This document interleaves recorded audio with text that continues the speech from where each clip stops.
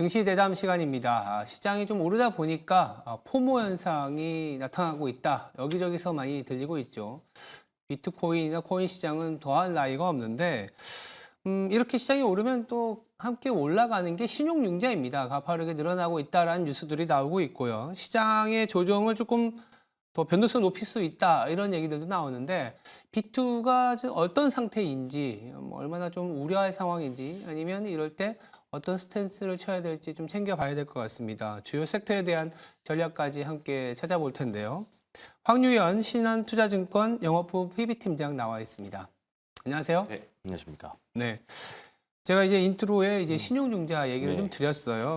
보니까 한 18조 8천억이 조금 안 된 네, 19조 원까지 좀 늘어났습니다. 양 시장을 네. 합쳐서 19조 원 가까이 늘어났는데 고점이 한 25조 원이었기 때문에 좀 있으면 20조 원도 넘을 수 있다. 뭐 이런 얘기들 나오고 시장이 올라가면 당연히 신용융자가 올라가는 거는 그렇죠. 맞는데 이렇게 좀 주가가 약간 조정을 보일 때 항상 이제 언론상이나 뉴스에 나오는 게 비투가 좀 심해져서 네. 변동성이 심해질 수 있다. 이런 얘기들이 나옵니다.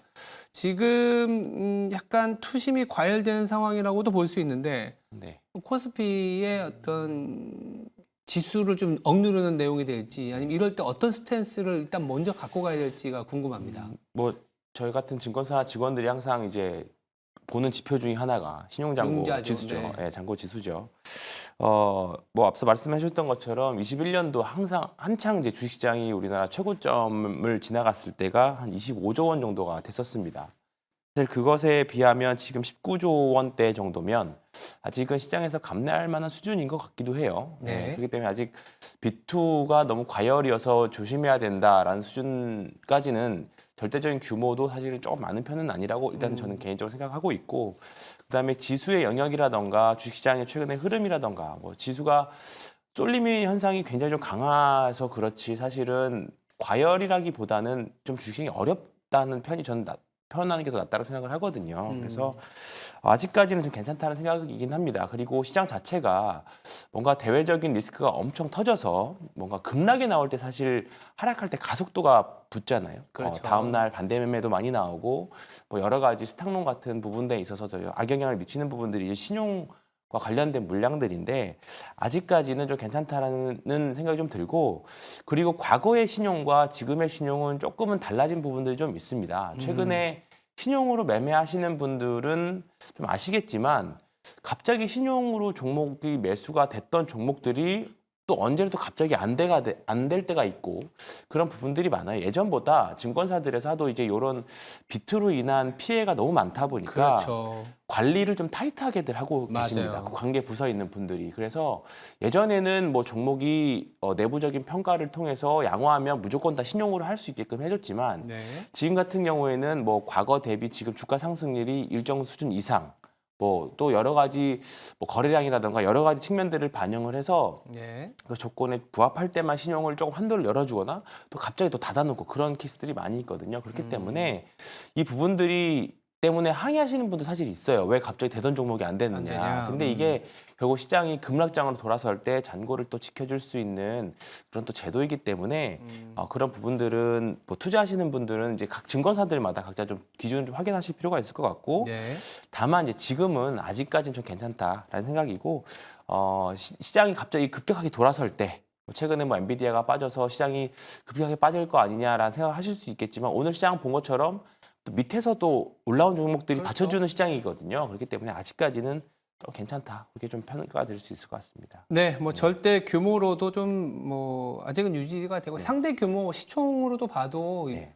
낮고 아까 말씀 주신 것처럼 뭐 저도 그 한 부서이긴 한데 네. 신용은 굉장히 타이트하게 관리해요. 네, 작년에 맞습니다. 라더견 사태라든지 CFD와 맞습니다. 같은 네. 그런 후폭풍이 있었기 때문에 굉장히 타이트하게 관리하기 때문에 뭐 이전의 사이클하고 좀 다르게 움직일 수 있다. 이렇게까지만 좀 챙겨봐야 될 것 같습니다. 자, 이제 3월 중순을 지나다 보니까 이제 그동안에 좀 관심이 없었던 부분이었는데 네. 올해 들어서 이 주총 네, 맞습니다. 어제 이제 그 리노공업 같은 경우에도 주총에서 오히려 공시가 네. 공시에 가까운 얘기가 나오면서 주가가 마이너스에서 13%까지 왔나요? 한 네. 10% 가까이 오른 걸로 저희가 판단이 되는데 그만큼 지금 주총에 대한 관심이 많고 기업 밸류 프로그램과 연계해서 국민연금의 역할에 대한 투자자들의 요구도 좀 많아지고 있는 상황입니다. 그래서 국민연금이 밸류업의 어떤 프로그램의 활동 그리고 이제 지원으로 나설 수 있는 가능성도 주총 시즌에 있을 것 같고요.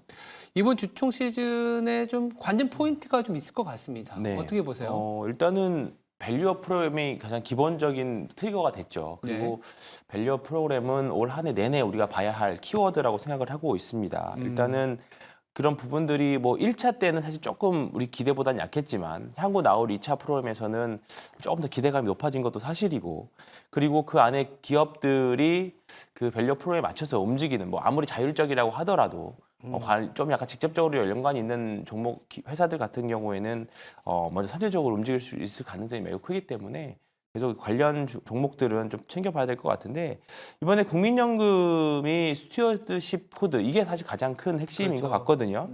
고객을 이제 좀 관리하는 기관들이 이제 고객들의 이익을 극대화하기 결국은 투자하시는 분들 투자자들의 이익을 극대화하기 위해서 하는 행동들 스튜어드십 코드라고 하는데 이제 그런 부분들이 이제 좀 강하게 사실 이 부분이 몇 년 전에 계속 나왔던 내용이잖아요. 근데 이게 이번 밸류 프로그램을 통해서 계속적으로 또 조금 더 확대될 수 있을 거라고 생각을 좀 하고 있고요. 그런 부분들이 이번 주총을 전후로 해서 주식 상장된 기업들이 뭔가 이제 행동으로 나타나지 않을까 생각을 하고 있습니다. 그래서 지금 저 PBR 종목으로 현재는 테마로 이렇게 좀 생각을 하신 분들도 여전히 있는 것 같은데 이런 종목들은 좀 중장기적으로 가져가셔야 되는 종목들을 여전히 많이 보이고 있고요. 지금 그 대장의 선방 역할에 있는 게 사실 현대기아차 그렇죠. 자동차 주식들이잖아요. 사실 뭐 가장 다른 종목 대비 가장 센 흐름도 보여주고 있고 뭐 종목이 이번 주 뭐 변동성은 좀 있긴 하겠습니다만 계속 관련 종목들은 꾸준하게 가지고 보유하실 필요가 있을 것 같다는 생각이 좀 듭니다. 뭐 지금 크게 보면은 이제 엔비디아를 비롯한 국내 이제 AI 반도체 밸류 체인이 네. 조금은 지도주이지만 조금 이제 네. 쉬는 타이밍에서 밸류업 프로그램의 한 축인 이제 현대기아차가 또 중심 역할을 해주고 네. 있는 그런 상황이라고 볼 수 있습니다. 근데 전반적으로 시장이 이제 어떤 소위 말하는 그동안의 주도주 업종들이 조금 쉬고 있어요. 네. 그러다 보니까 어제도 그렇지만 미국도 그렇습니다. 미국도 애플이나 이런 기업들이 조금 반등을 하는 것처럼 국내 시장에서는 2차 전지라든지 뭐 게임 엔터라든지 제약 바이오들이 움직이고 있습니다. 그래서 이 섹터들에 대한 얘기들을 좀 해봐야 될 것 같은데 먼저 2차 전지 얘기를 좀 해볼게요. 지난주에 코엑스였나요? 그 네. 인터팩터리 2024를 통해서 2차 전지에 대한 관심이 이제는 좀 볼 때가 됐다. 네. 이 정도 소외됐으면 봐야지. 뭐 이런 네. 얘기들이 나오고 맞습니다. 있습니다. 주가도 조금씩 움직이고 네. 있는 것 같고. 현 시점에서 이제 2차 전지 관련된 투자 전략 어떻게 해야 될지 궁금해요. 2차 전지 주식들은 이제는 충분히 보셔도 될 수 있는 이제 타이밍이 위치에 됐다. 들어왔다 생각합니다. 어제 그 CATL도 급등을 했었고 그렇죠. 리튬 가격도 바닥에서 이제 반등하는 그런 양상을 좀 보여주고 있습니다. 그리고 지금 시장이 아직 해볼 만하다라고 말씀드릴 수 있는 게 이제 삼성 SDI가 이번에 전고체 배터리와 관련된 그리고 46파이 배터리들, 46으로 시작하는 배터리들의 이제 라인업들을 발표했죠. 네. 생각보다 사실 빠르게 좀 양산을 하겠다라는 게 사실 핵심 키워드인 것 같아요. 원래 LG 엔솔이 가장 빠르게 먼저 양산을 계획하고 있었는데 그리고 SDI가 조금 2025년 말이나 26년을 보고 있었거든요. 근데 이제 내년부터라고 하니까 이런 부분이 이제 밸류에이션을 좀 많이 땡겨올 수 있었던 요인이었던 것 같습니다. 근데 시장이 사실 무너지면 이런 모멘텀이 나와도 사실 잘 오르지 않거든요. 그렇죠. 그러니까 지금 이 반도체가 빠지면서 그 자금들이 간 거기 때문에 어떻게 보면 양호한 조정이라고 볼 수 있을 것 같습니다. 그렇기 때문에 지금 이번에 배터리 관련 주식들 조금 최근에 뭐 사실 한두 달 동안 여러 가지 이슈가 있는 종목들이 많이 있지만 네. 여전히 해볼 만한 종목들이 좀 2차 전지 안에서도 뭐 다 같이 오르면 좋긴 하겠습니다만 분명히 좀 더 파괴력 있게 오른 종목들이 있을 거거든요. 근데 지금 보여주는 것들이 삼성 SDI와 관련된 이번에 발표한 회사들이 있죠. 그 전고체 배터리와 관련된 회사들, 뭐 최근에 스페셜티 케미컬이라든가 레이크 머티리얼즈라든가 그리고 최근에 보면 전해과 관련 주식도 이제 미국과의 관계에 있어서 미중 관계 관계에 있어서 수혜를 볼 수 있는 전해 관련 주식들 그리고 2차 전지 케이스 하는, 왜냐면 배터리의 폼팩터가 바뀌는 거잖아요. 네. 그렇기 때문에 이런 부분들에 있어서 조금 새롭게 조금 회사가 성장해 나갈 수 있는 회사들은 확실히 조금 다른 2차 전지 안에서 다른 종목들보다 좀 선택돼서 올라가고 있는 그런 부분들이 좀 있습니다. 그렇기 때문에 결국 시장에서는 이쪽을 조금 더 매력적으로 보고 있다는 거기 때문에 이쪽 2차 전지 투자하시는 분들은 이쪽에서 매매를 좀 하시는 게 낫지 않을까. 투자도 좀 단기적인 투자도 그렇지만 중장기적인 투자도 여전히 이쪽이 좀 더 세지 않을까 생각하고 있습니다. 그동안 시장을 어떻게 보면 좀 바닥에서 좀 이렇게 좀 발목을 잡고 있었던 2차 네. 전지도 이제는 좀 살만한 타이밍이 됐다. 뭐 네. 순환매 상황에서 볼 필요도 있다라는 얘기까지 들어봤고요. 그리고 이제 제약바이오 같은 경우에는 2차 전지보다 더 오랜 시간 이제 소외가 돼 있었다가 올해 들어서는 그렇다고 해서 좀 나쁜 건 아니에요. 네. 근데 이제 뭔가 화려하지 않다라는 느낌이 있는데 그 그렇습니다. 최근에는 조금씩은 맞습니다. 네. 알테오젠이라든지 여러 네. 가지 기업들이 나오면서 관심들 높아지고 있고 그리고 다음 달부터 이렇게 켜켜이 쌓여 있는 이제 제약바이오와 관련된 일정들이 있거든요. 그렇습니다. 대표적으로 네. AACR이라고 네. 이제 미국 암학회 4월 5일에 이제 개최가 될 텐데 관련된 이제 제약바이오 투자도 네.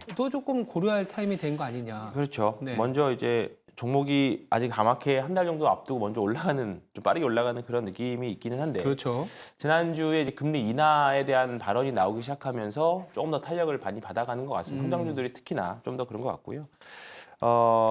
이제 금리 인하 발언 모멘텀 우리가 계속 눌려 있었던 밸류에이션이 조금 이제 해소되어가는, 사실 이런 흐름들을 사실 올해 기대를 하고 있었는데 네. 그런 흐름들이 좀 맞춰서 가고 있는 것 같고, 특히 뭐 이제 말씀하셨던 알테오젠이라던가 최근에 또 HLB라던가 그렇죠. 그런 이제 대형 정말 강성 주주분들이 많은 종목들이 좀 크게 움직이고 있는 그런 양상입니다. 그래서 좀 이런 신약 개발 업체들이 좀 무서우시다라고 하면 아직 뭐 큰 종목들 많이 있습니다. 한미약품이라던가 유한양행, 동아ST 같은 종목들도 올해 내내 뭐 비만 치료제 관련 모멘텀부터 시작해서 여전히 계속 가져가고 있는 그런 흐름들을 좀 가지고 있기 때문에 지금 우리가 네 꼭지로 흔히 말씀을 드리잖아요. 반도체, 2차 전지, 그다음에 저PBR 그리고 바이오까지. 이 네 꼭지 안에서에 꼭 들어가는 섹터이기 때문에 계속적으로 신약 개발 업체들도 포함해서 잘 보시면 좋을 것 같습니다. 네.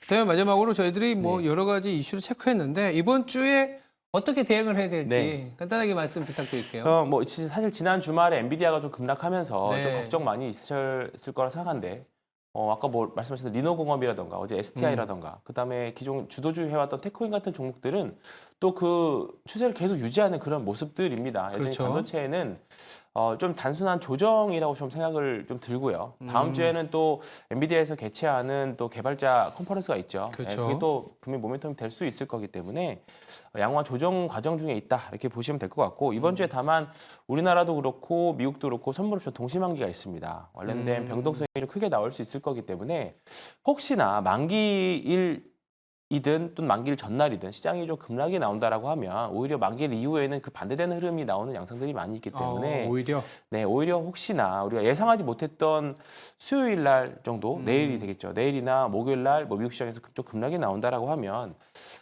좀 추가 매수 하시는 것도 저는 좋을 것 같습니다. 그래서 일단 이번 주는 포트폴리오 관리가 일단은 오늘하고 내일은 가장 큰 화두가 아마 계좌 관리에서의 가장 큰 키포인트가 될 것 같아요. 그래서 가지고 계신 종목 중에 좀 급등이 있으면 예. 좀 줄였다가 좀 그리고 이번 주 말로 갈수록 좀 하락하는 종목들, 그러니까 아까 말씀드렸던 네 꼭지 내에서 하락하는 종목들은 또 매수하시고 그런 정도의 전략이 좀 필요한 한 주가 될 것 같습니다. 단기적으로는 약간 주 초반에 현금을 좀 마련했다가 그렇죠. 주 후반에 좀 사는. 네. 네, 알겠습니다. 지금까지 황유연 신한투자증권 영업부 PB팀장이었습니다. 감사합니다. 예, 맞습니다. 네. AI 반도체 숨고르기 시장 속에서 순환매가 빠르게 일어나고 있는데요. 반도체 2차 전지, 바이오 그리고 저 PBR주의 그 대상이 될 수 있다고 보고 있습니다.